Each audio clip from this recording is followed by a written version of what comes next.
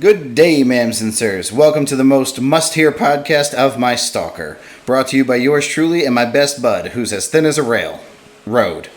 Oh, sorry. I mean, he weighs as much as a fully loaded train. He's angry and grumpy. He's mangy and lumpy. If there was two of him, they'd be D-spags. And if there's no food, he's sad. He's all that in 4 bags of classic Lay's chips. His favorite magazine is XXL because he says it makes his hands look small, and then they appear to match his dude piston and balls. He's my hetero life mate, and his congested heart is filled with contrite hate. He's my partner in crime, and he's way past his prime. Tommy fucking Washington, how's things, man? Things are good, Pat. I'm excited to get this podcast started, and what better way to start off with some feedback? We got some more feedback. On like multiple platforms. Yeah, somebody actually went right to our website and did it, so we're pretty excited about that. Somebody hit us on iTunes. Yeah. Oh, we can read those too. I didn't think of that. I'll pull those up. You pull up the website. Sounds good. Yep, come on. Here's the mail, it never fails. It makes me want to wag my tail. When it comes, I want to wail.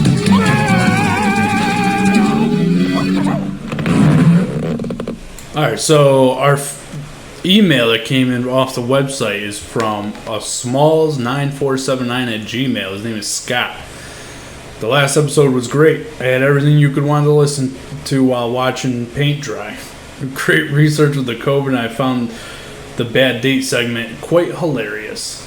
Can we hold on before we get into the body of this email? Smalls is a fantastic email address. Hopefully that is a shout out to The Sandlot? The Sandlot. I'm pretty sure that's what it is. Oh, that's fantastic. This is my sister's husband, Scotty. So hopefully it's not implying anything else. You know what I mean? So you're hoping that your sister gets drilled by a huge cock. That's what you every mean. brother wants for their sister? I don't have any sisters. All right. Well, you talk about making out with your mom or whatever, or she gets a good head or some shit. Nope, never talked about making out with my mom. All right. Well, how about those iTunes reviews, Pat? All right. So the this iTunes review brought to us by Unicorn Lover 92. I have a guess at who Unicorn Lover 92 may be, though I'm not sure, so I'm not going to put her on blast.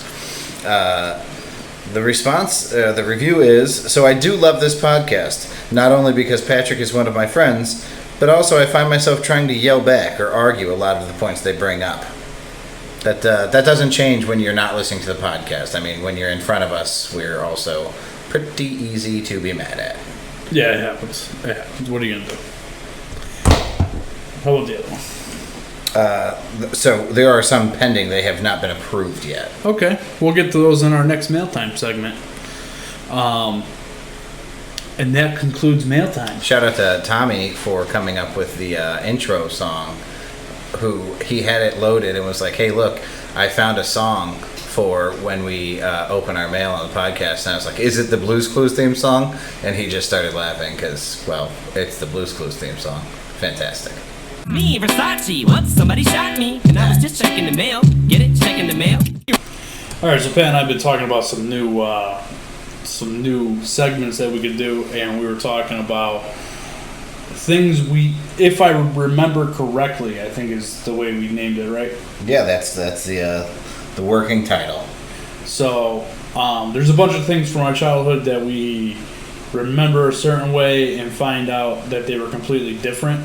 So, and these are just some of the common ones that we're going to name off today. So, if one person has a memory that is inaccurate, that's called a false memory. If a whole bunch of people thought something happened a specific way and we find out that it didn't, that actually has a name.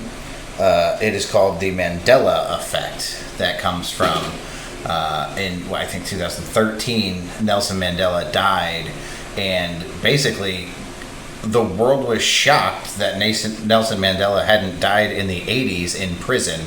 They all remembered him dying in prison in the 80s.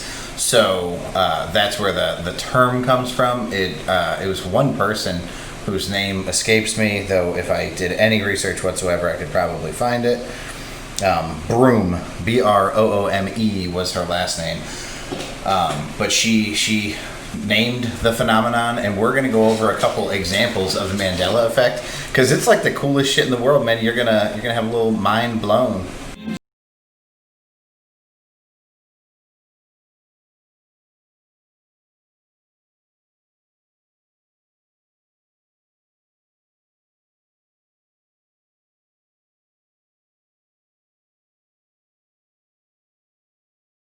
Well, you can call me Jackie Kennedy, because the guy next to me just had his fucking mind blown.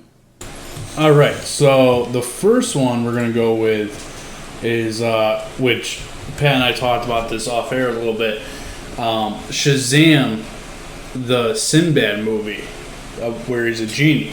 Correct. I vividly remember this movie from when I was a child. I watched it a dozen times. He was not good at being a genie. There were like two kids specifically that he tried to grant wishes but wasn't good at doing it. Yeah. Well, some bad news for you. It didn't exist. It was never made. No such thing. Yep, never made. Kazam, however, is what the assumption is that people get it confused with. Kazam was a genie movie that starred Shaquille O'Neal. Because Sinbad and Shaq Diesel. look exactly the same. They do not look very similar at all. Shaq is an absolute giant of a man. If you've ever watched the MTV Cribs on Shaq's house, the dude has his bed custom made. It's a huge circle. I want to say it was 18 feet, the circle. How big is this motherfucker? Well, he's Shaq. So. Yeah, he's about the size of Shaq. I mean, that's an actual thing. Well, I was thinking, how big is this motherfucker's room that he's 18-foot bed in? Oh yeah, no, it's a decent sized house. He's nice and modest. No, but it's circular because like if he moves around, the parts of him will just hang off of a rectangular bed. So it's circular, so he can kind of like spin with his ass as the pivot point and stay comfortable.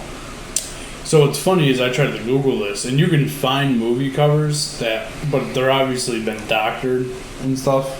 Yeah. To make it look like everything's photoshopped on the internet. Another one that Pat had told me before we started recording was the famous line from Star Wars. No, I'm not a big Star Wars guy. I just learned who James Earl Jones was, the voice of Darth Vader. Never knew that. But we'll get into the movie review later about the other movie that he was in I was forced to watch. But everybody thinks it's Luke, I am your father. And not only that, like even being somebody who hasn't watched Star Wars or lived like that Star Wars lifestyle, where I'm not kidding, when those movies were released, when I was, I'm going to say, in middle school and early high school, we didn't go to school. My mother kept us out of school so that we could go watch Star Wars as a family in the theater. That's not a made up story. That was like fucking Christmas. That was like Super Bowl Sunday in our house. And we all stayed. My oldest brother was working at the time. He took off of work, and we all went together as a family to go see those movies in theaters. So Star Wars, that line, that Luke, I am your father, everybody remembers the line. Everybody's used the line, even if they weren't Star Wars fan. Like you've said that line. Yeah. So the actual line we're going to go ahead and play. Obi-Wan never told you what happened to your father. He told me enough. He told me you killed him. No. I am your father. Say what? So I think that's pretty interesting. Especially the Family Guy thing there at the end. So in the last one, we talked about it. Hold on, let's clarify. He did not say, Luke, I am your father. He says, Luke, no, I am your father. Yeah. So, yeah, you, me, and everybody else have repeatedly misquoted. Well, I have to assume that's the most infamous line in the history of Hollywood. Well, I'm going to tell you right now.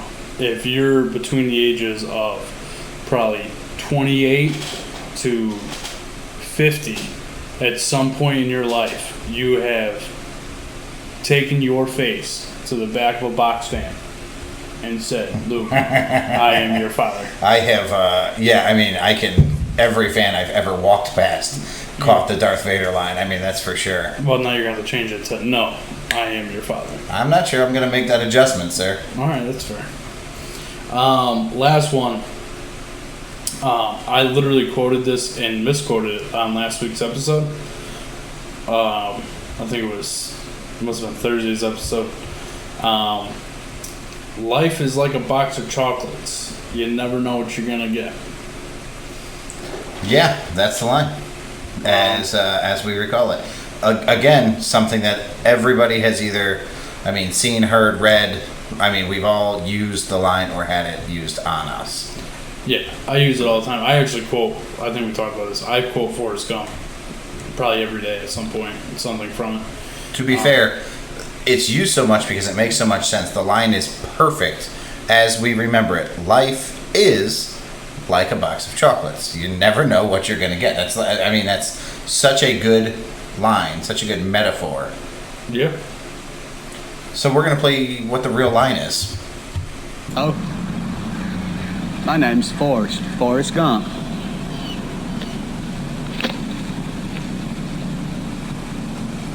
Do you want a chocolate?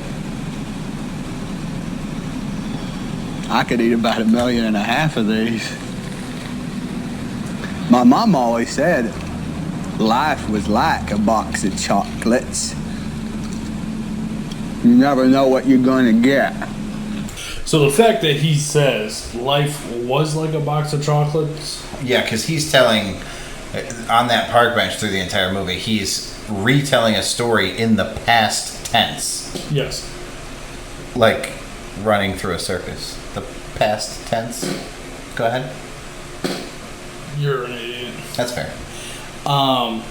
So it wouldn't make any sense for us to say life was like a box of chocolates unless we were 100 years old telling our grandkids stories about one of our kids. I'm going to go ahead and silence my phone. If one episode, Pat, if you could just silence the phone, that'd be fantastic. Okay, moving on. Jesus. But anyway, so yeah, it wouldn't make any sense for us to say that now. So I'm going to keep saying life is like a box of chocolates. Yeah, because it's grammatically correct. Yeah, it just makes sense.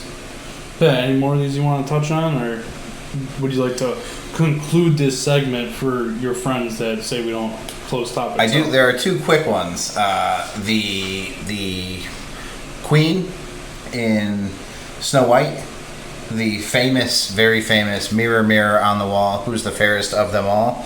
That line was actually "Magic mirror on the wall," which was pretty surprising to me. I'm not sure how many times I watched Snow White in my life, but judging by you, a lot. Wow. Okay, I am a beautiful princess. That's fair. What was the other one, man? Hold on, I'm scrolling instead of The Mr. Rogers Neighborhood. Oh yeah, Mr. Rogers Neighborhood. The song, "It's a Wonderful Day in the Neighborhood." Yeah, the line is actually, "It's a beautiful day in the neighborhood." Sorry, I clearly did not watch Mr. Rogers as a kid. I have seen the movie though with Tom Hanks. Awesome movie. The line was, "It's a beautiful day in this neighborhood," which is not how people remember it. "It's a wonderful day in the neighborhood" it's a beautiful day in the neighborhood is how people remember it. Pat, you suck. That's fair. Since we're on the topic of movies, you want to do the movie review? Yeah, man. So Tommy's task for the week, and when we wrap this up, I will give you a new task. But Tommy's task for the week. Hold on. Let's just be fair here. If you listen, we'll get to your task because we talked about it off air, I think. Yeah, I didn't do homework in high school. I'm not going to start today. Listen, if I'm doing it, you're gonna. Wait, we talked about that off air. It was so. We might as well come on and tell them what happened. Okay. We've made the comment on here that we record this in segments. Yeah. Usually 2 segments. So we recorded some of this on Sunday for Thursday's episode. We're going to finish it tonight. To be clear, we recorded for like 2 hours and got 15 minutes because there was so much editing that needed to be done. Which is pretty much where we're at right now. And this is pretty much what we talked about. Yeah, we banged this out like a bunch of one-trick Charlies over here. I mean, we killed it.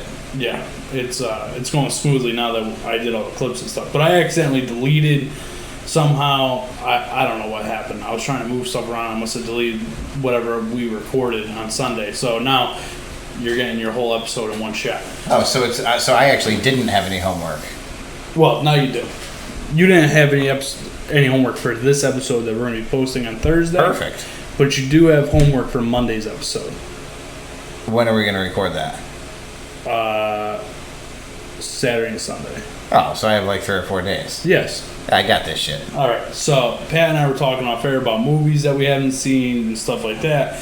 And Pat has never seen the movie Cocktail, which, by the way, is a cinema classic. It's you know what we got into talk about was Risky Business, because I said I've never seen Risky Business.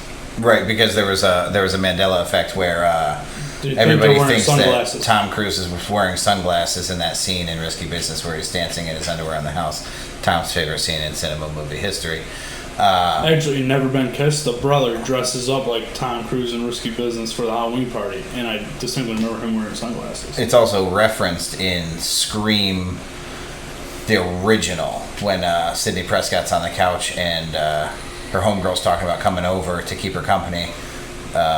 She says, if we pause it, oh, you know what? No, that's all the right moves. Fuck me for going down that rabbit hole. And I'm not going back and deleting whatever the fuck you just said. No, that's fair. Different movie. Different movie. Anyway, so Pat's never seen Cocktail, which I think is a great movie. I used to watch it all the time as a kid.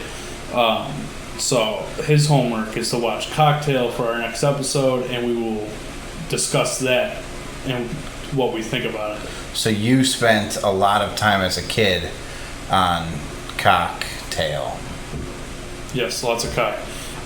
No shock there. I believe we talked about the movie I used to watch. I can't remember if we were talking about it on this or not. I mean, I'll just reiterate. That is to say, you don't know if you've deleted what we talked about? Yeah, I don't know if, because I haven't listened to the whole last episode again yet. Okay, sure. So I'm not sure what's on it.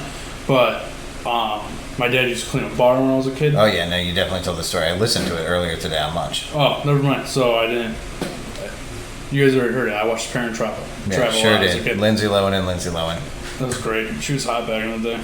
It's hysterical because I did this seriously like 4 hours ago. I just listened to this. Well, I'm glad you did. I had to go back and re-listen to some stuff that we were recording so we didn't duplicate it like we just did. But anyway, Pat hasn't seen Cocktail. Pat's going to watch Cocktail. Today, I watched Field of Dreams. And we talked about this in the last episode, that everybody says it's a great movie. I'd like to preface this movie review by saying that Tom's text message when he finished watching Field of Dreams was lackluster, and his main question was, Tom, what was your main question? Where's the part where everybody cries? Where's the part where everybody cries? You are a black-hearted piece of shit. If you can stay dry-eyed when Kevin Costner touches that baseball field, looks his dad dead in the face for the first time ever and says, hey, Dad, you want to play catch?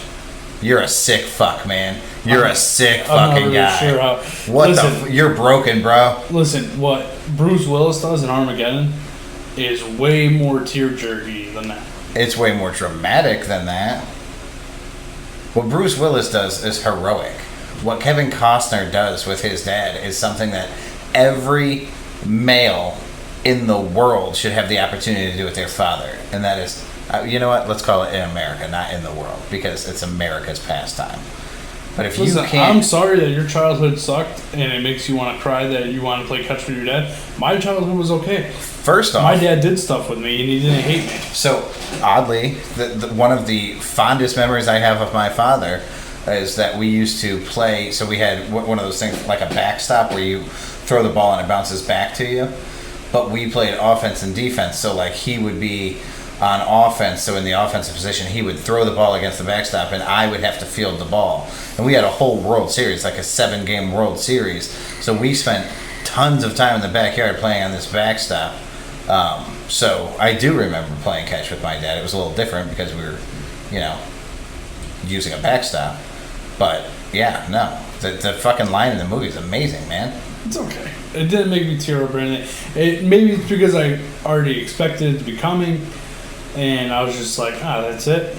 That's it. All right. What about like the incorporation, like telling the story of Shoeless Joe, and just like there's so much history there. James Earl Jones. Listen, I'm not knocking the movie, dude. I enjoyed the movie. It was a classic, right? Let's put it this way: if it was on TV, I might turn it on.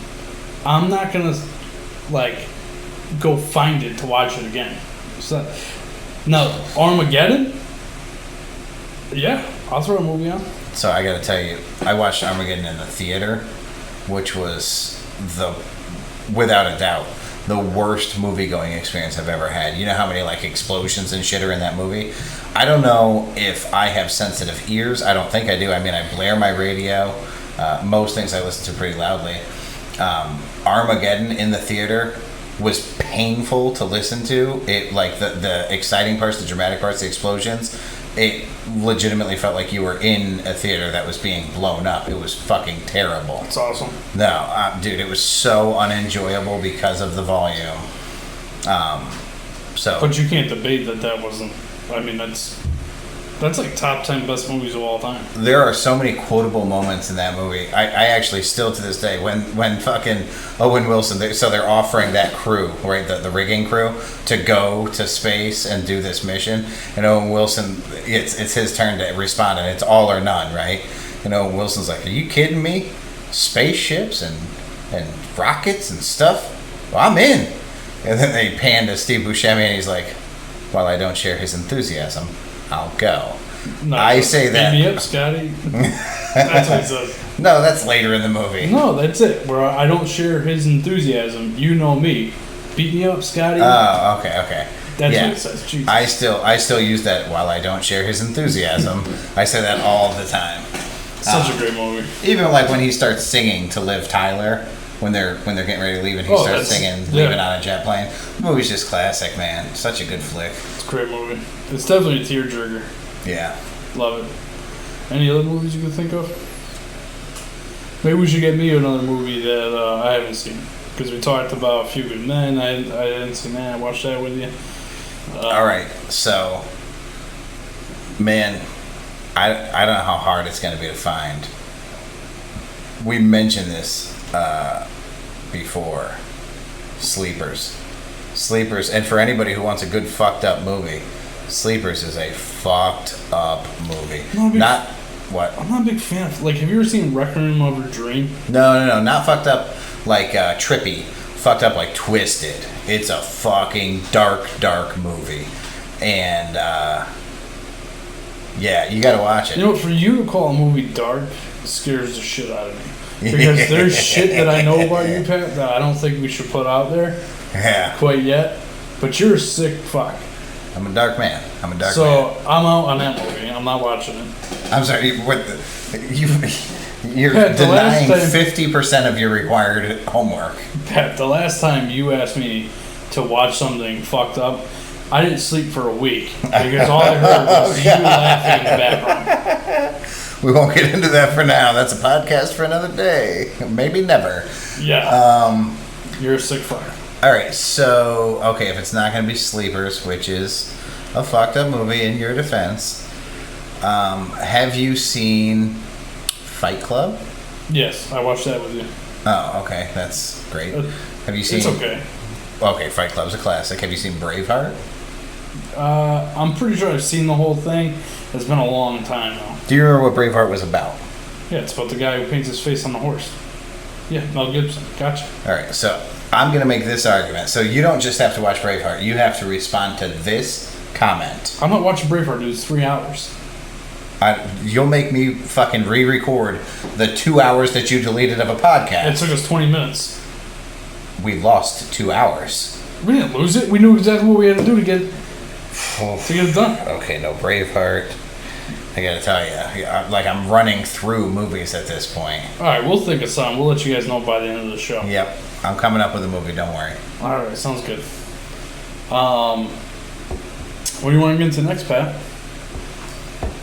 You know what's been in the news the last week or so? What's that? This mail-in voting thing. Oh, sure, the ballots, but voting by ballot. Yeah, and they're trying to now listen, I know that mail-in voting or ballots have always been a thing because people do absentee ballots based off where you live and stuff like that, but I think I've done some research on it, and it looks like certain states are, like, a couple of them are trying to make it mandatory that you do mail-in ballots. And now some states are saying that you don't have to have a reason to have an absentee ballot. What do you think about that, Pat?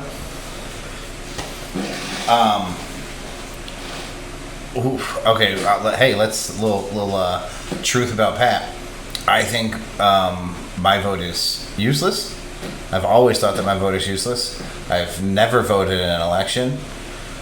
Here's why, and this is perfectly on topic, which is rare for me. The election before I would have started voting was your Al Gore, George Bush. There you go. That was a good one. Yeah, 2000. And I watched Al Gore win the popular vote. And hey, man, I'm whatever, 16, 17 at the time. So that's I'm just a blue-blooded American Democrat. I want Democrats in office. I want everybody to just, at the time, get along. Yeah, I mean, I try not to voice my political affiliation at this point, though Joe Jorgensen 2020, if somebody were to ask. Tom's astounded by that. I roll. Talk about your vote not counting. Right, yeah, no, more to my point, my vote doesn't count. Hey, you know who, let's see, now you're going to get me off topic. You know who was a third-party candidate that won the presidential election? Abe Lincoln. Really? Abe Lincoln was a third party. 150 years ago. Check that shit out. Makes sense. So, my point is, Gore wins the popular vote. Because he was the start of the Republican Party. Who, Lincoln? No. Well, he was a Republican, so he couldn't have been a third party. They wouldn't have had two Republican candidates. Fuck. I can't think of who. Man, I just had this conversation like 2 weeks ago. Hashtag fake news on our hands, guys. No, that's a true story. Here's my point. I watched that election. Gore wins the popular vote. They recount Florida, and the Electoral College swings the vote to Bush. Bush wins and becomes president, or keeps his presidency. I don't even remember at that point. He won it because he was the president of Clinton. Okay, so that. Obviously, a lot's changed since then. I have a much better understanding of the Electoral College, which needs dramatic change, but I don't not believe in the Electoral College. It's extremely important to do things the way that we do them. They make sense. It doesn't make sense the way it is. It makes sense that there should be something similar to it. Yeah. There are better plans that are like publicly known that for whatever reason we don't utilize. But so at that point, so the next election is where I would be able to legally vote for the first time. I was registered to vote as soon as I could be. It was actually a class field trip that we went on to town hall, so we all registered to vote, all of us who were eligible. And I was just like, man, what's the fucking point, right? Like, it doesn't matter. I can see how that's discouraging. If my vote was the popular vote, that wouldn't affect it. If my vote wasn't the popular vote, that wouldn't affect it. So what's the fucking point of me voting? Yeah, I believe, I'm not 100% positive, I don't remember, I believe this last election 4 years ago was the first presidential election I voted. I could be wrong, I could have voted in the one before that, I'm not 100% positive. You know what my mother used to do, and it's still funny to me. She would vote, and we would ask her who she voted for, and she wouldn't tell us. That like, I'm 8 years old, like, I know what the fuck is going on. Yeah, man, that generation, my father was the same way. My father was... And now my father's views have completely changed. He'll tell you exactly who he's voting for. He's proud of it, which is good for him. I'm glad. But yeah, man, when I was a kid, who do you vote for? That's none of your business. Was it. That's such a weird secret to keep, man. Well, but I mean, that's the way that they were taught. That you don't. Well, you know what? Maybe this country wouldn't be in the shambles in if we didn't talk so much politics. And here we are talking That's politics. a really valid point. Never mind keeping your vote a secret. Just keep your entire political fucking views a secret from now on. Yeah, watch the news, think what you want to think, and that's it. Yeah, find it on any channel you like and keep it to yourself. So, Pat, you didn't answer the question. How do you feel about them pushing the mail-in voting? I don't know. So this is why I made that point, because Florida fucked those votes up. Do you remember that? It was like you like pulled a fucking handle and they fucked that up somehow. It was like a week-long thing of them recounting the votes. I think they did it 2 or 3 times. And there's like, I saw a thing on Facebook, which means it was obviously 100% accurate. Just yesterday, it was a meme, and it was somebody had gotten 2 voter ballot for the primary, mail-in voter ballot for the primary. And they were like, "Oh, sweet! I get to vote twice." And it was a joke, obviously, that they get to vote twice. But they did. They were both in the picture. Yeah. So like that to me says there's some legitimacy to the inaccuracy. I also think there's a ton of inaccuracy when you go vote in person. So is one more inaccurate than the other? I don't fucking know.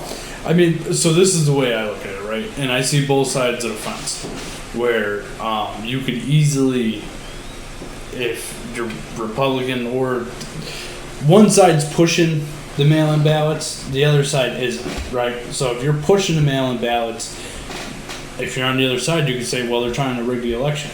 Because I could just go get a bunch of regular ballots and fill them out. Right. You know, like, what's stopping me? Put fake people's names on them. Like, you know what I mean? There's so many different ways that you could rig it.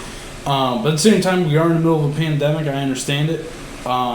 I think if people don't feel comfortable going out, but they want to vote, they should have the right to do that. But at the same time, there has to be some sort of regulation with, like, because, like, I've been saying this, I don't trust the powers that be. I agree that. So that actually may have come off differently, especially after I read Erica's email the other day. It's not that I have faith in our politicians. On the topics that we were on, I felt that there were bigger fish to fry, or I guess frontline issues to fight. Our politics the whole system is fucked up. Yeah. It's these people would rather spend time arguing than resolving conflict or resolving actual issues. Yeah. 100%. And finding solutions. They would rather, come out with outrageous figures on either side about how to fix things instead of like sitting down. And I don't give a fuck how long it takes you. Sit down in a room and just argue it out until you meet somewhere in the fucking middle. Well, the big thing is, like, the thing that irritates me the most about it is they act like a bunch of fucking children. Yeah. But it's insane. And I'm talking from the top. Oh, yeah. All the way down. Oh, yeah. Take the election process itself, right? So we don't show up to the polls and just sit there screaming at each other. We go in, we make a decision, right? And whatever that common ground is, whatever the most appropriate choice is, the one that most people voted on, and I can't say most people, but by the Electoral College system, the whichever makes the most sense for the most Americans is what we do. That should be the system. It shouldn't be, well, there's a Republican in office, so this is how we're going to do things today. And 4 years later, it can get completely changed because there's a Democrat in office. That should not be the case. Every time something changes, every time a bill is passed, every time a law is made, it should be moving forward. This will make the most sense, period. Yeah. And we really do not have that system in place. We don't give a shit. No, I'm not really sure, like, what's happened over the last, 40 years probably. Money. But yeah, it's just insane, man. It's really insane that people fight so much about dumb things a lot of the times. But also, like, if you really start, like, it's just crazy to me, the whole thing. I can't even describe it, what people fight about. And yeah, we're still rocked, like the blow has not stopped from Corona, right? We're still covering it all day, every day on the news. We're still talking about it. It's fucking podcast. Everybody's tired of talking about it, but we still have it on the forefront. And previously, that talk has meant no funerals, no weddings, no graduations, no school. But now the exact same problem is like, well, no, like you can go to school now. We have nothing under control, but it'll be different because we're gonna social distance, and we're gonna we're going to stagger days, but they're not staggering households, so that's not going to make a difference. Oh, they may be, man. I just went on the website the other day, and Yeah. you have to put if there's anybody else in your family that's attending a different school. Okay. So Well, that's good. That makes I me mean, that's in feel a the little town. bit more confident. That's the town that I live in. Yeah. So obviously somebody heard our podcast and took that idea and ran with it. So here's the thing. If kids aren't susceptible to the virus, then there shouldn't be an issue with them going back to the school. If there is an issue with them going back to school, then they must be susceptible to the virus. It can't be both ways. And I mean, we have this conversation all the time. It's every single issue. It's not just Corona. But fuck, it's voting. It's these mail-in voting ballots. It's, one side says it's going to be the worst thing in the world. The other side says it's going to be the best thing in the world. It's everything, man. So I don't really have a stance on which one's better, because just like Corona, just like gun control, just like everything else, everybody's just lying to get whatever it is they're trying to get out of people. Well, and I think it's pretty obvious. I call myself a Republican. I don't always agree with, I'm not a godly person. That's a big Republican thing. No, but see, even that, so you identify as a Republican because the majority of your beliefs fall on that side of the spectrum. Yeah. But then you say I'm a Republican and have to fucking clarify. Yeah. Well, but I'm not 100% Republican. I'm not out there, sitting outside of an abortion clinic stopping women from walking in. Yeah, I don't really. It's crazy that we have to do that. And I'm not judging you for it. I get why you did it. I get why you corrected yourself and were like, whoa, not completely Republican. Yeah. People are so goddamn judgmental now. Yeah. So me looking at this as a Republican, you can easily say, and listen, I'm not a fan of Nancy Pelosi or Chuck Schumer. You can easily say that they're trying to rig the election. You know what I mean? Because, let's be real, if it was Hillary Clinton, there'd be dead bodies voting for this. Well, those dead bodies killed themselves in prison under maximum security. So, that's fair. Yeah, you get it. All right. So that's what we think about it. I'm going to tell you this. I'm going to vote, and I'm going to go vote in person. If a ballot ends up in my house and that's the only way I can vote, I will not vote. Really? Yeah, I'm not going to vote. See, there's that Republican side coming out. And again, no strike against you. That's where you're at. Well, because, I just feel like if I go in person, right, I know that I went and voted, right? Yeah. If I fill out a piece of paper and I throw it in the mail, one, how do I know I got there? Two, how do I know that Chuck Schumer isn't on the other side of the mail carrier picking up all the ballots and sending them all back in Democrat? I don't know. You know what I mean?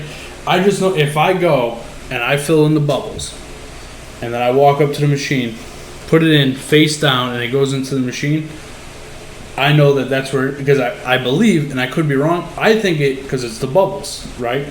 So I think it registers the vote right then. Oh, sure, like scoring a test. Yeah, exactly. Okay, sure. So it registers my vote right then for who I voted for, and I walk out. And then at the end of the night, they take the tallies off everything, they send them in. I buy that. That's how I believe it works. I'm not 100% positive. I don't work in a voting registry or anything like that. I'm curious, and I'm not even being funny, because this is where we're at. This is how I truly feel about America. I've openly stated that this is an ugly America. This is the least proud I've ever been to be an American. Sometimes I'm embarrassed to be American at this point. Not always, but sometimes. But I'm sorry you feel that with that. yeah, it is what it is, man. I do my best, and that's all anybody can ask for, right? This goes back to the thoughts and prayers crowd, on Facebook, I will care for you on Facebook, but I'm not actually going to give a fuck. I'm not actually going to drive to your house in the middle of the night because you're having a bad night. I will put it out on Facebook that I give a great deal of care for everybody, though. So this is a legitimate question that I have.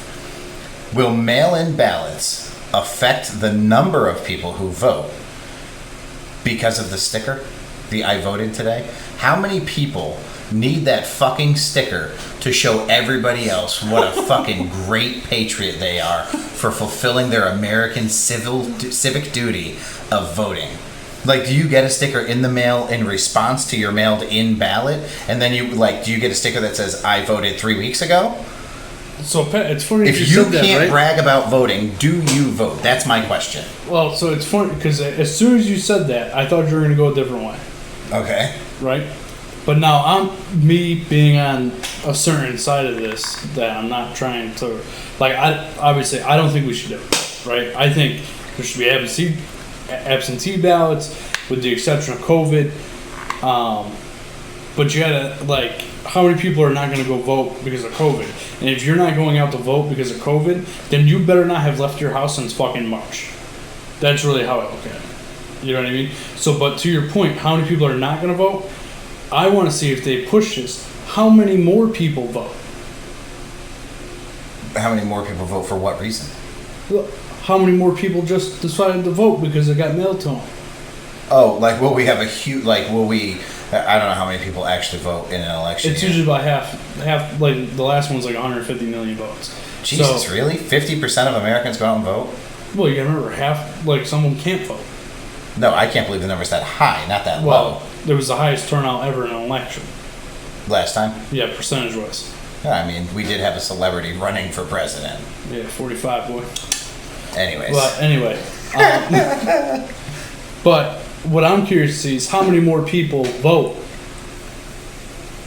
And, you get what I'm trying to say, Pat? Yeah, you're not saying how many more people vote. You're saying how many more votes are tallied. Yes. I get what you're saying, buddy. Okay, as long as we're on the same page. I'm curious to see what happens there because maybe, that'd be something I'd be looking at. Big turnout. 400 million Americans voted this year. Holy shit, there's only 331 million Americans. Yeah, exactly. So, yeah. I don't know. I mean, we got a couple months still. Was it 3 months away before the election? It's going to be pretty interesting to see how this all boils down and what they end up doing. But with people going back to school, that's a real thing. People are going to school. You can opt out. But again, my stance on that is if you're opting out of sending your kid to school, then you better not have left your house since April. Here's the thing, man, and I get your point. I do, and to a certain extent, I absolutely agree. But if you go out, even with your kid, let's say you got to go to Walmart or the grocery store, right? You are in control of that situation. You can appropriately social distance to your level of comfort. You can sanitize. You can hand wipe. You can wipe the cart. You can do all these things. You do not have the same amount of faith in whoever it may be, the bus driver or the teacher or the faculty at the school or whoever it is that you, or your own children or the other people's children. Listen, if you think for one fucking second that, and I'm referring to myself in school, you in school, because we've all been to school. I'm taking my mask off to make out with my girlfriend. I'm taking my mask off to rub it on your face and say, I just gave you corona. That stuff is gonna happen. Yeah, it will not be avoided. So if a parent says, I'm not comfortable with my kid going back to school, that's not a reference to saying, my kid can never leave the house during this. It's a reference to say, I can't deal with the lack of control. I can't deal with the level of... Then maybe you should be a better parent. So, I mean, when you misbehaved, that was because your parents were bad parents? No. Listen, kids are invincible, man. But if I was in a pandemic, right? No, I never grew up through a pandemic, right? Yeah. But if it, my son, right? He's going to be going to school, right? And if the rule is you have to wear a mask all day, let me get a phone call from your teacher that you took that mask off and did something with it. Just to be clear, how old's your son? 11. So you have an 11-year-old son. You think that if a girl he has a crush on wants to kiss him, he's going to be like, no, got to keep this mask on. Think that through for a second. Have you seen how afraid my son is of me? You think your kid is more afraid of you than he is attracted to girls? That's a different topic for a different day, Pat.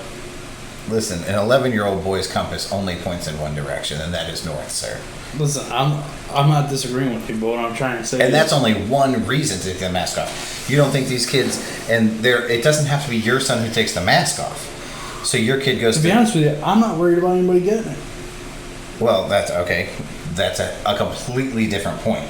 I'm talking about the parents who aren't comfortable with their kids going to school. I don't think that it makes them crazy. I can understand where they're coming from. Now, the parents who do want to send their kids, I don't think that they're crazy. I can understand where they're coming from. I'm not disagreeing with you, but like I said, if you're not going to send your kid to school or you're not going to go and vote in person, then okay, we'll take the school out, right? Okay. But if you're not going to go vote in person, where it's all adults, Yeah. okay, where you can stay 6 feet apart, we're all adults. If you're voting, you should be somewhat mature, which some of them probably not. But you get what I'm saying. Iffy. All of them go to Walmart, Target. I know every single person. Like, the percentage of people that are staying in their house and only in their house through all this is minute. Yeah, I mean, I regularly conversate with, we'll call it, 20 to 25 people, with friends and family. I know of one person, including all of the people who I just kind of touch base with, who legitimately stays home, does like the curbside pickup. It's the bald guy, isn't it? Right? Huh? The bald one? No, he's out and about, mostly like in open public, like outside. Yeah, out in the sun. But even like he'll do family things, and there are people in our family who, like, I'm pretty sure if it wasn't completely, like, at this point it's a rule. Don't get me wrong, it's not a law, but it's a rule. If you're in a place, you wear a mask. So there are people in our family who don't follow that, I would guess, at all, unless they absolutely have to, and he still goes around them. No, this is somebody entirely different, but that person does curbside pickup. They do all of those things, and that's the only one I know of. The only one. I don't know anybody that is straight up just staying in their house. Which is, like I said, the number is small. Yeah, I just don't see like how you could say like I can't go vote because of coronavirus. If you've been out of the house and been to Walmart, the grocery store, Target, anywhere where they're selling things, there's no reason why you can't go stand in line and vote. How long? So you voted. How long did you wait in line? 5 minutes. Oh, so I mean, this thing's moving. Yeah, it's quick. Depending on where you go, like, so it's not like you're going to the Trail of Terror. No, like the town that we live in. For anybody out of state, the Trail of Terror is this sick ass haunted house. There's like I don't know. There's probably 10 voting. I mean, there's 45,000 people that live in the town, or the city. So they break it up all over, all the schools and all that, and they break it down by street and stuff like that for where you go to vote. So it's pretty quick. So it's not like all of Torrington goes to town hall. No. Man, I did not know that. How many places are there to vote in Torrington?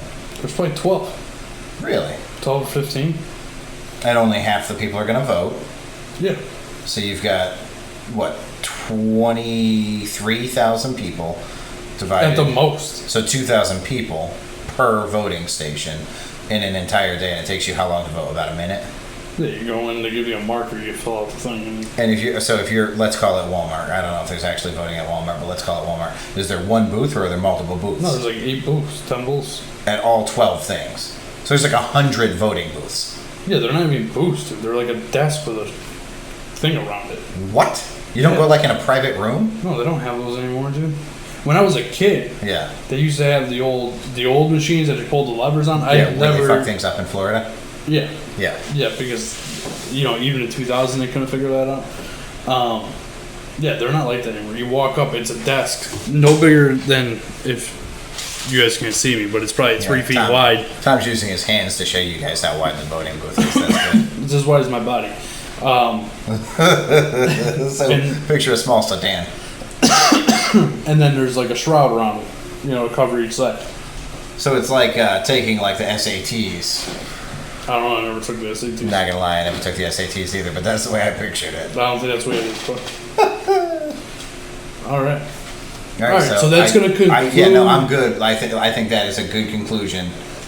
We're working on concluding these things for Driver Andy, because Driver Andy. Is that who it He was? says we're inconclusive with our All price. right, Driver Andy. This is the end of this one.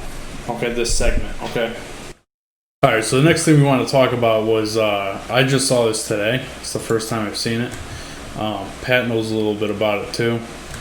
But the lawyer for the officer that's been charged with the murder of George Floyd is saying that all the charges should be dropped because they're saying he overdosed on fentanyl.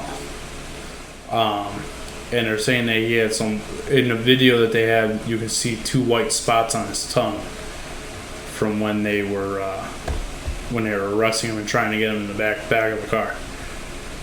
So I read through this article I saw. That's pretty much all it says. What do you think, Pat? My initial reaction to that was that claim at least made some sense based on 2 things. One, I've seen the new video, which shows that I'll say, was not in the right state of mind or in a clear state of mind. That doesn't at all justify him getting ripped through, dropped out of, and then slammed onto the ground. He got ripped through the back seat of the police car, oh god, it didn't look good. Then he dropped onto the ground and then had a knee put on his throat for 8 minutes. But he wasn't in the right state of mind, so maybe there is some legitimacy to the claim that there was fentanyl in his system. I also remember at the very beginning of all of this, the first autopsy that was done, we'll call that by the coroner or by the whoever the police would regularly use, came back with a cause of death that was not related to asphyxiation or whatever a knee on the throat causes. I would assume that that's asphyxiation. And then there was an independent autopsy performed that proved that the police officer, Derek, did cause the death. And the family paid for the independent one, right? I don't know who paid for the independent one. I remember that everything changed when the independent one was done. And that argument obviously can go either way. Well, that's what I was going to say. So you could fight and say that the reason the first one came back like that is because of, not the police department is doing it, but the city's doing it. And, a little CYA. Yeah, and the other one is, well, they're saying that because it's been all over the news, and right. Of course that's what they're going to say. Yeah, that's another case of, who cares what the truth is? We'll just lie in both directions. But I got to tell you, man, the truth is, for 8 minutes, this cop put his knee on somebody's throat, and he took his pulse. He had to have known the danger that this guy was in. He had to have known that he was either dead or near death, and didn't change the way he was behaving. So I don't give a fuck what that guy was on. This isn't Rodney King, attacking police officers. Which, by the way, Rodney King didn't deserve what he got. But the argument was at least, he attacked us first, so the 500 of us beat the living shit out of him. Still not fair. But this guy did not attack anybody. This guy did not harm anybody in any way. So in the video, he's saying, before he's in any danger that we know of, he's saying, I can't breathe. He's saying, I have high anxiety. And he basically just doesn't want to get into the car. He's having a fucking panic attack because he doesn't want to get in the car. And he's saying, just give me a second. So they were having. Could that have been intensified by fentanyl? Sure. Maybe that's part of what was going on. No matter what caused this guy's death, there was a knee on his throat that, if fentanyl didn't cause his death, would have caused his death. If fentanyl did cause his death, was still there for an unjustifiable reason, for an unjustifiable amount of time. And that's fucking crazy, man.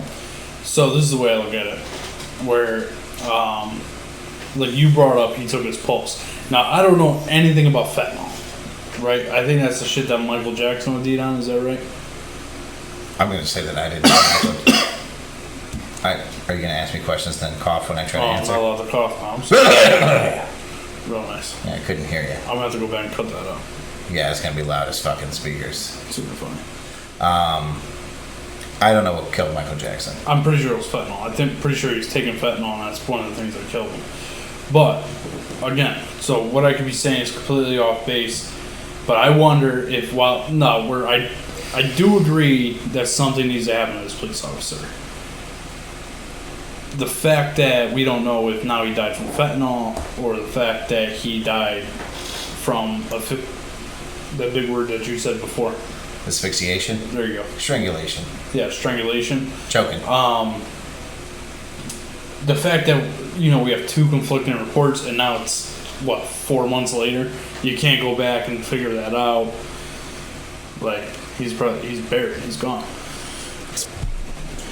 So, I have two trains of thought. They're in opposite directions on the same track.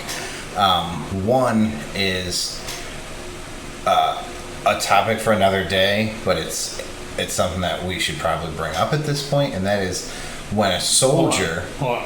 If you say mental health... Nope, not going with mental health. That's the first one. Though we should talk about mental health. If a soldier commits a crime, that soldier is court-martialed. It's a completely different system, right? And I'm thinking at this point, with the things that we've seen, should police officers face a different set of rules? So here's, if I make a mistake at work, right? I've been trained properly, and I make a mistake at work, I don't really have the chance of losing my job if it's the first time making a mistake and it was an honest mistake. And when I say I mean all of us. We really aren't at any risk. But a doctor who makes a mistake can lose their practice. They can lose, they can get their insurance just destroyed. That goes through the roof, and they can't continue to do what they've trained for. So doctors face a different set of rules. Soldiers face a different set of rules. I think lawyers face a different set of rules. Shouldn't police really be held to a significantly higher standard than, I guess, civilians? I don't disagree with that, but the only thing that I would say is they should be held to a higher standard when they're working. Okay, sure. When they got the badge on. Yeah. That makes sense. If you get caught for, for example, say a cop gets pulled over, DUI. Yeah. Right? The rules should be any different for them than a regular civilian, because at that point they're a civilian. Okay. I don't entirely agree, though. I do see your point, and I agree to a certain extent. Like fucking baseball players who get in trouble for that shit get in more trouble than a normal person. Because they're held to different standards. Well, that's true and not true. I mean... Well, yeah, they also get away with a ton of shit because who they are. So I get that. Yeah. So that is one school of thought that it happened to enter my mind when we were talking about this. Because, like that lawyer bringing up the argument, like, oh, well, the fentanyl killed him. Like, okay, what we still have is a guy who was okay with that guy dying. He was okay with pushing his knee down his fucking throat. I was going to say this. So I don't know anything about fentanyl. But maybe when he took his pulse was racing. You know what I mean? So maybe he didn't know. And listen, it doesn't justify what he did. What he did was wrong and against his training. You know what I mean? So he definitely, 1, should lose his job. 2, should face some sort of charge. Should it be murder 1? I don't know. Like, I don't see all the evidence, right? But what's been published is there's been 2 different autopsies that show 2 different things. Right. A toxicology report shows they did have fentanyl in his system. I don't know how long that stays in your system. It could have been 2 days ago. Who the fuck knows? Right. But there's a lot of things. He should be punished. And he should go to jail for a significant amount of time. I don't know if it should be I don't know how murder 1 I assume is the highest, and then it goes down from there. But he should do serious time. I absolutely agree with that. in response to that, I'm gonna go ahead and blow your fucking mind. I don't think he should face any punishment until he's been tried. I think he should go through the system That doesn't blow my that mind. we have in place in America. Do I think that he will be found guilty? Yes. Do I think he should spend the rest of his life without ever eating a decent meal or seeing the light of day? Absolutely. Once he is convicted. So that's actually where I'm going with my next point now. This lawyer... Hold on, time out. Go ahead. To that point that you had. Yeah. Do you think he's going to get a fair trial? Not a chance. Yeah. Either way, he will either be convicted guilty before he walks into the courtroom, or he will be not guilty before he walks into the courtroom. What happens in the courtroom is just a show. I feel like you have some experience with this, but... I don't like the system the way it is. I do think that that lawyer bringing up fentanyl, so he's doing his job, right? The lawyer, is it a he? I keep calling the lawyer a he. I assume it's a he. I don't know his name. Okay, so I'm going to go with a he. He, she. Yeah, it says Lane's attorney is expected to present his argument. Okay. So this lawyer, to me, that could be very much like a red herring, which is a term that's used in like literature. You talk about something that has nothing to do with anything, so that it creates the illusion, like in thrillers, where like anybody could be the killer until the end, and then you find out who the killer was, and you're like, oh my god, that makes so much sense, because everybody else was a red herring, right? They were put in there to throw you off the trail. So this lawyer is doing his job. He's going, well, sure, this guy, like you can see in the video, kind of dragged his knee through his throat for a couple minutes, but the guy was using drugs, and people die when they use drugs. So it's very possible that this guy died from the drugs, because then the jury goes, well, fuck, man. I have to be 100% positive that this guy actually committed this crime, or it's not fair of me to say that he's guilty. So the lawyer's playing the game. Yeah. And to his credit, he's playing it well.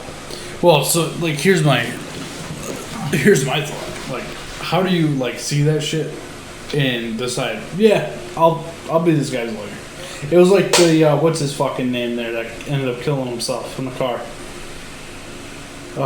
Doulos. Yeah, Doulos. Yeah. Like, how do you? In that that one, I could almost see, right? There was no evidence. So this is super weird, but that was a local story. Yeah. Doulos was accused. That made national news.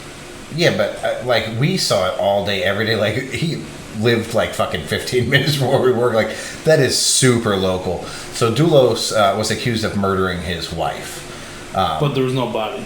No body. Tons of evidence and a lack of significant evidence. It was all circumstantial. Yeah. There was no real evidence against the guy. So this guy ends up killing himself before he faces trial. Which automatically he's guilty. But no, that is not what that means. Him killing himself makes it seem automatically that he's guilty. Sure. That's what him killing himself could make it look like he was doing it because he was guilty, and he thought he was going to go away for the rest of his life.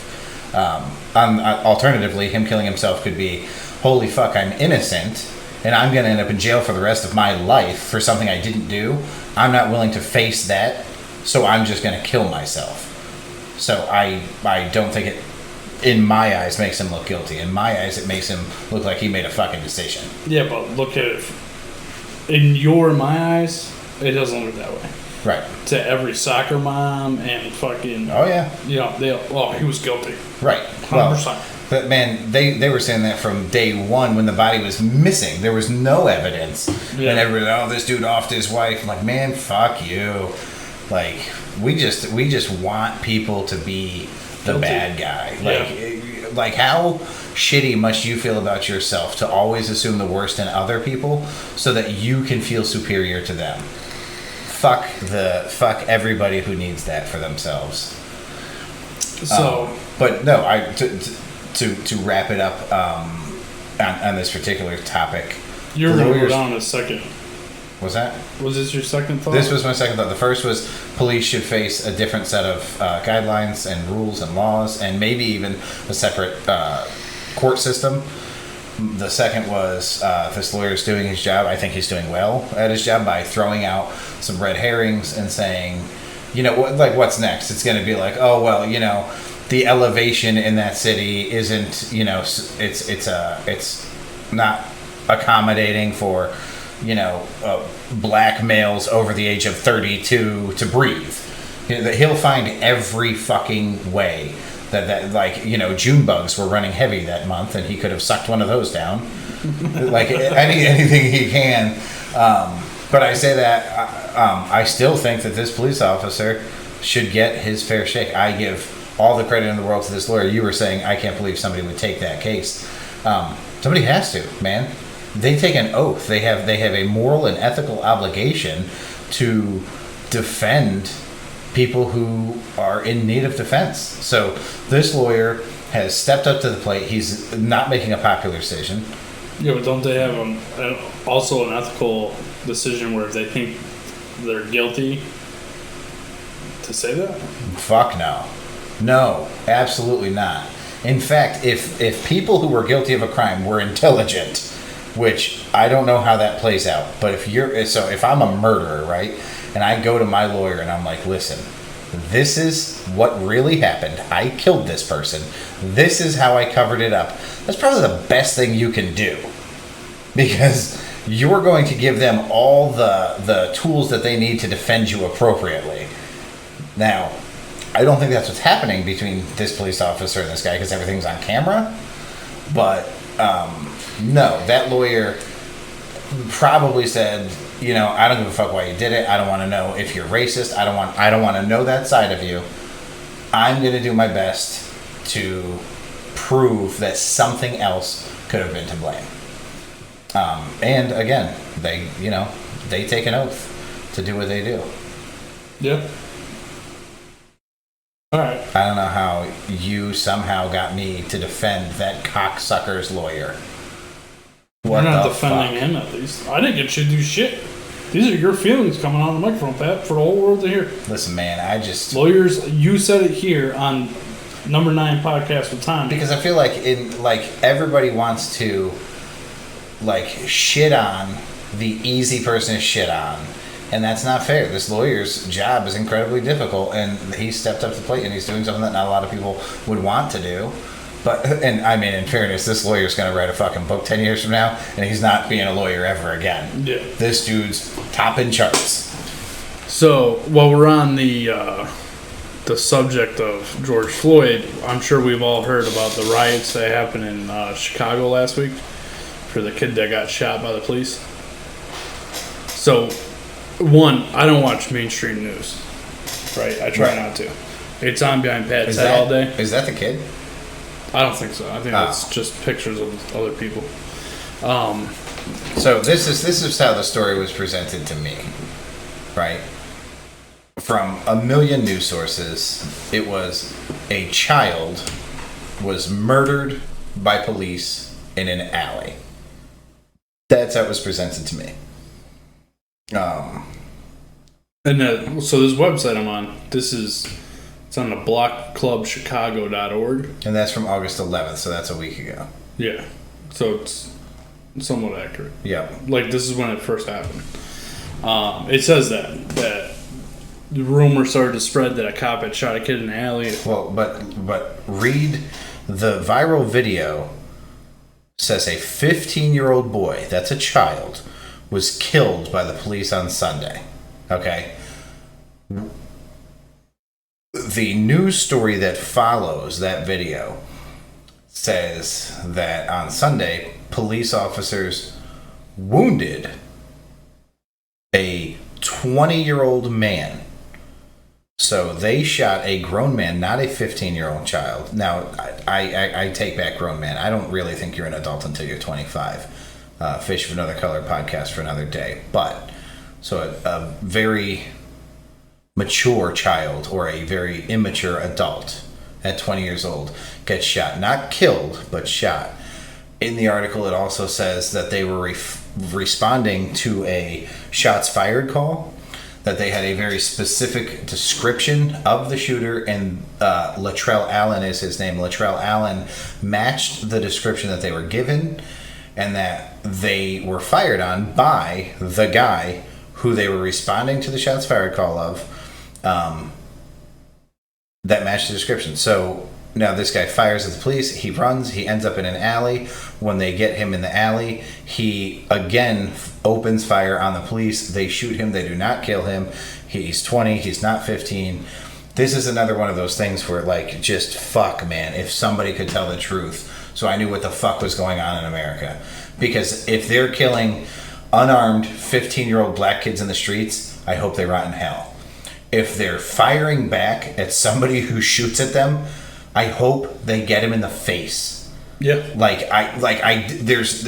There's not words to describe how fucking frustrating it is that nobody can tell the goddamn truth about what's going on. I just want to know what's going on. Or don't say anything. I'm fine with being, like, ignorance is bliss. I'm fine with that too. I don't need to know what's going on. Well, but what's crazy too is that, so with the misinformation, these people go and riot in the streets and loot and steal and all this other shit because it's unjust, or whoever started the rumor said it was unjust and woke up the whole city with it. Right? Whoever posted the viral video. Yeah, sure.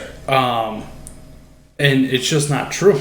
And like you said, this guy fired at police officers. I'm sorry to tell you, that guy's life, or anybody who fires upon a police officer, their life is no more important than the police officers. It's his job to, one, make sure everybody's safe, but also to make it home to his family at the end of the day. You know what I mean? Yeah. And no, if that's a human being, then those lives are equally important. With the exception of, like, if that's a defenseless child, I would say that child's life is more important. But short of that, like, that's the only exception. Yeah, there's exceptions to the rule, very seldom. I'm not gonna say it never happens. I'm sure there's been a child that's been hit with a bullet from a police officer that was in the wrong place at the wrong time. No doubt. Due to either bad parenting or, like, their parents had them in a fucking crack house or whatever. Sure. It might be, like, you know what I mean? So I'm not gonna say that never happens, but it's very seldom. Usually, I don't want to say usually. If you shoot at a cop, you deserve to get shot. Listen, man, if you fired shots in public and the police were doing their job and responding to that specific crime that you've committed now, and your response to the police showing up to investigate, because at that point it's an investigation, I assume. Now, I wasn't there. Who fucking knows what really happened? But if your response to the police showing up is to open fire, I mean, you're not putting yourself in a great position. That's for sure. You are not trained with a firearm. They are at least, mildly trained with a firearm. Like, they didn't. It's not the first time they touched one.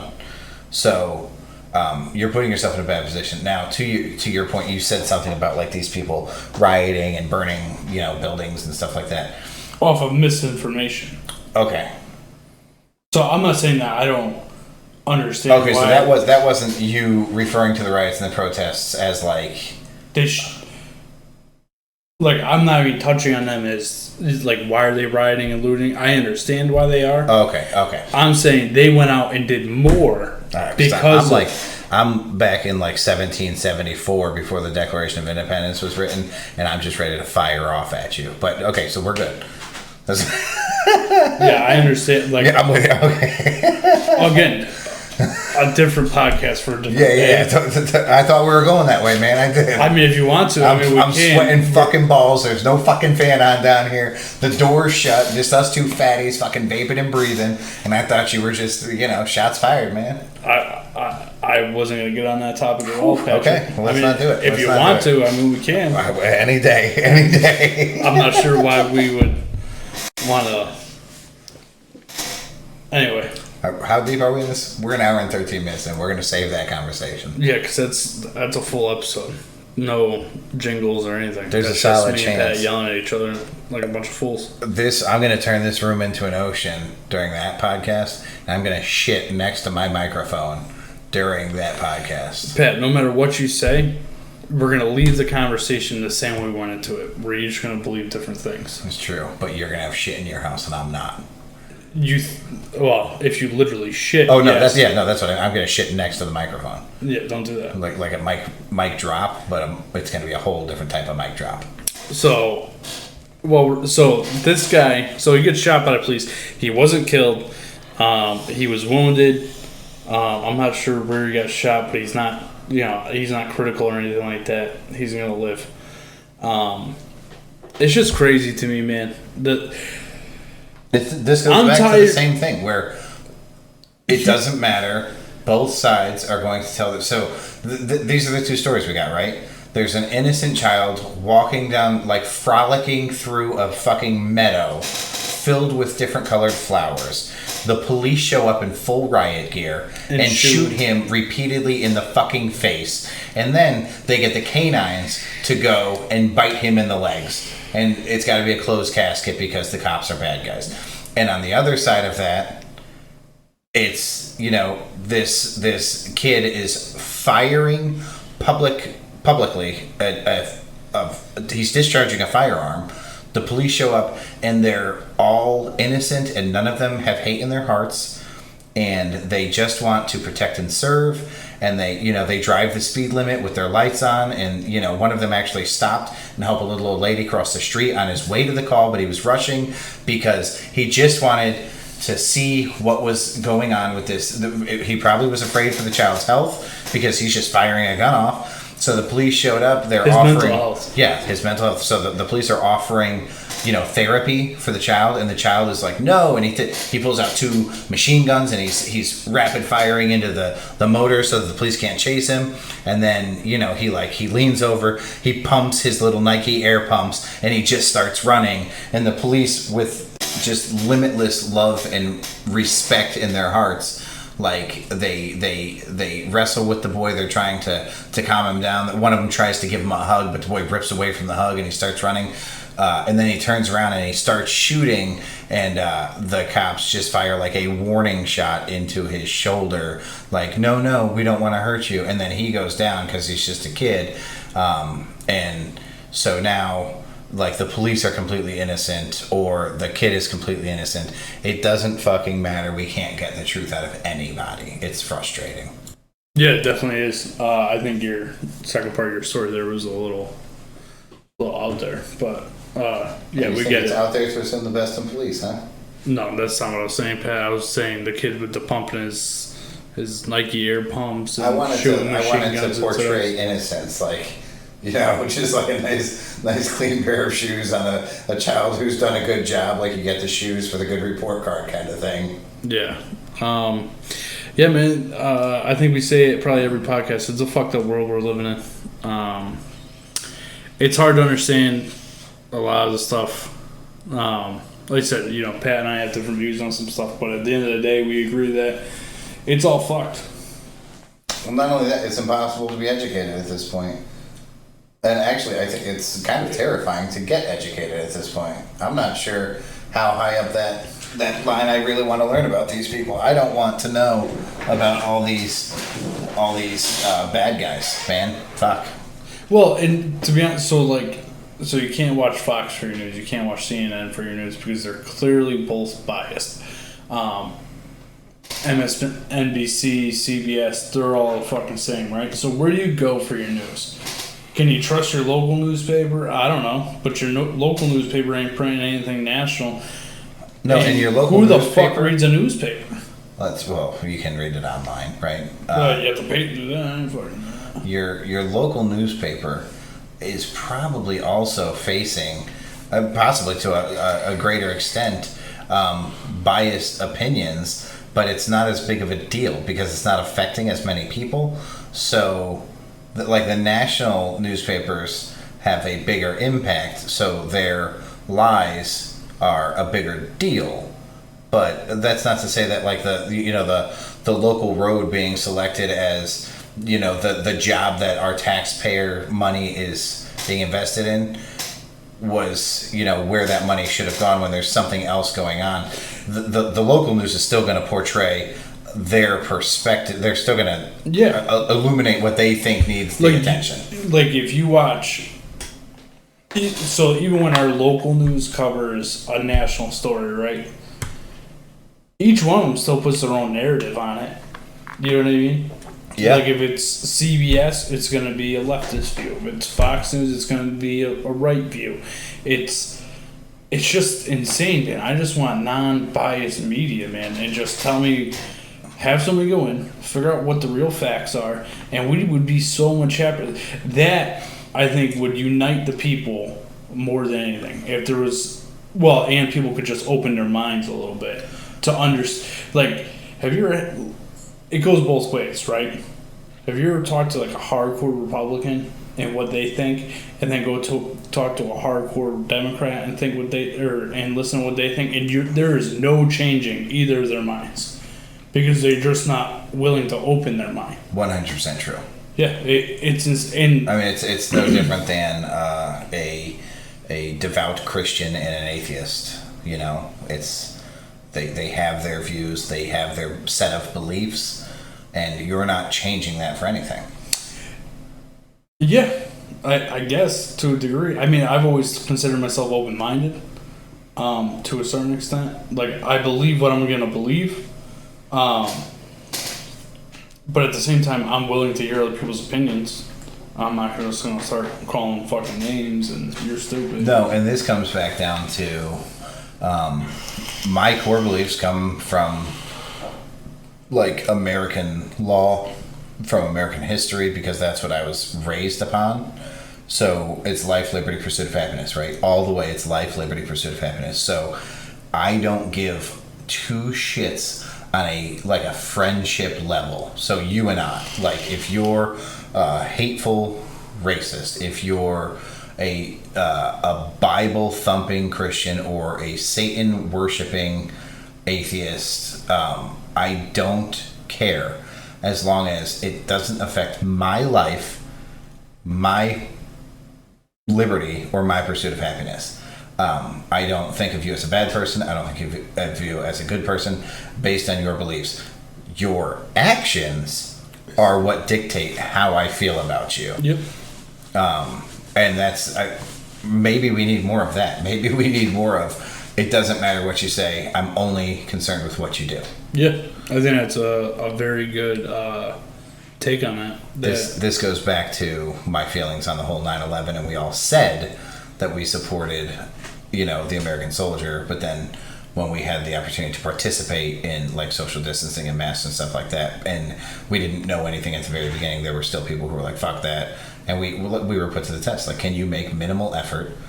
Because that's what the experts are saying to do. And people were like, nah, I'm out. Yeah. It's what I say or what I do. I am a firm do person.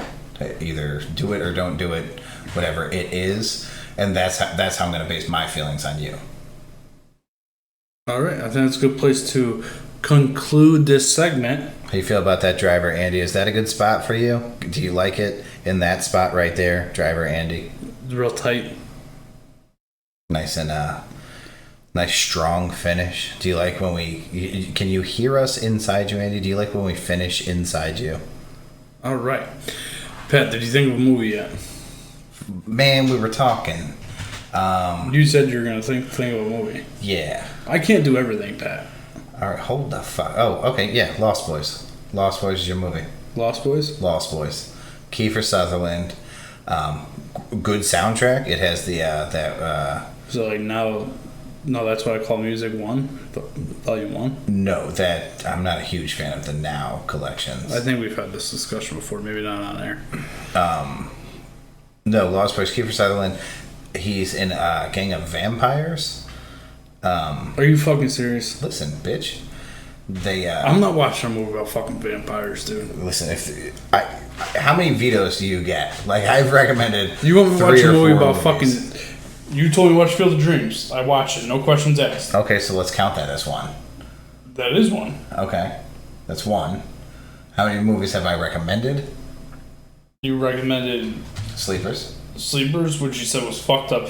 And the only reason I'm videoing that, Pat, is because of I know if you're saying it's fucked up, it's fucked up. All right. I'm going to go with... And listen, this is not a cinema classic.